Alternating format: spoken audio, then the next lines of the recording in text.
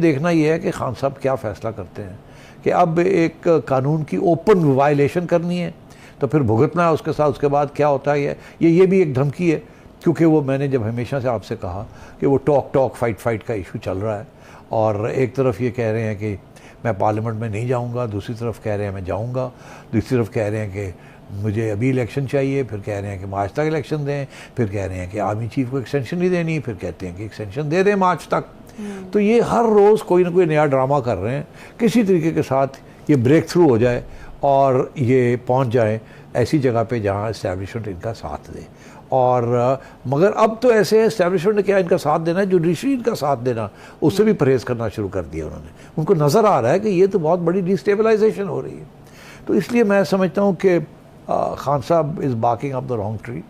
ये बहुत बड़ी अब रिस्क लेने जा रहे हैं और इससे इनका बहुत बड़ा नुकसान हो सकता है। देखिए मुल्क का नुकसान तो हो रहा है ना डिस्टेबलाइजेशन के साथ, वो हम डिस्कस कर लेते हैं आर्मी चीफ ने क्या कही बात, मगर अब सो मेरा ख्याल है यहाँ तक ये बात पहुँची है।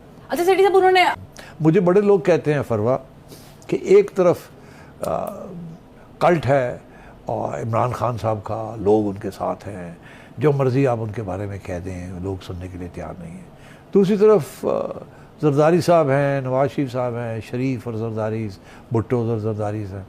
तो मैं हमेशा इनसे यही कहता हूँ कि देखिए एक तरफ डिनेस्टी, दूसरी तरफ कल्ट है।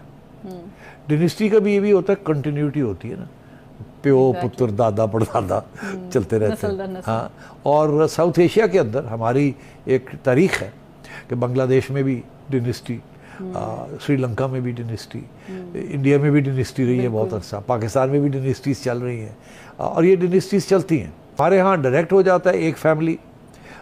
अमेरिका के अंदर फॉर एग्ज़ाम्पल उनकी जो कांग्रेस है, सेनेट स्पेशली, वहाँ जो है वहाँ कम से कम 30-40% जो सेनेटर्स हैं वो डिनेस्टिक है, उनके दादा परदादा और वालिद भी सेनेटर्स रहे हैं, फिर उन्होंने भी ये किया, मगर वहाँ कोई बात नहीं करता डिनेस्टी की। इसी तरीके के साथ हाउस ऑफ लॉर्ड्स है यूके के अंदर, वहाँ भी वो लोग बैठे हुए हैं जो कि 200 साल से उनके फैमिलीज़ में से लोग आ रहे हैं, लॉर्ड्स बन रहे हैं, so on and so fourth.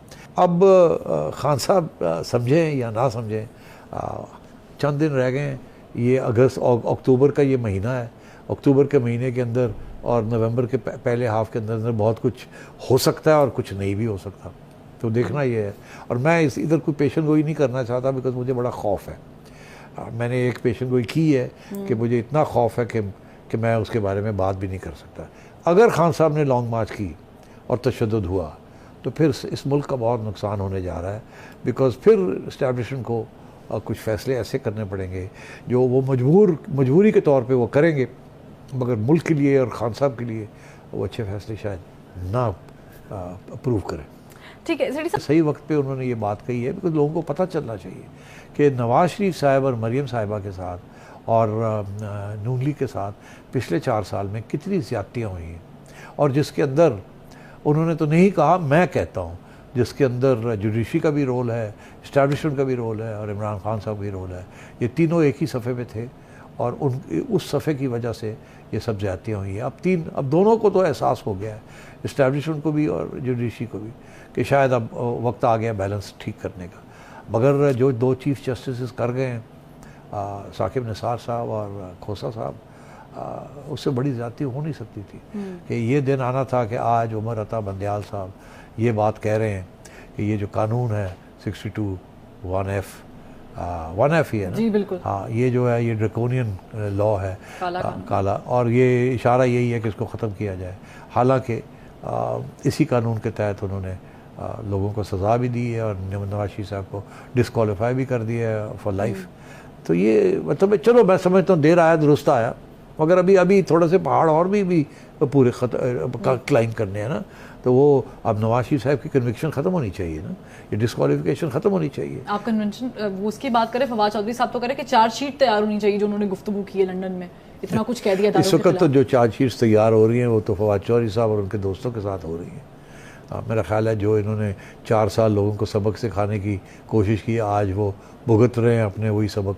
ये तारीख़ का हिस्सा है, ये सिर्फ इनका मसला नहीं है, ये नून लीग भी यही करती रही है, जनरल्स भी यही करते रहे, जजेस भी यही करते रहे, फिर सर्कल घूम फिर वही आता है। जो आप बीज बोते हैं ना, वो किसी न किसी वक्त ऐसा दरख्त है बन के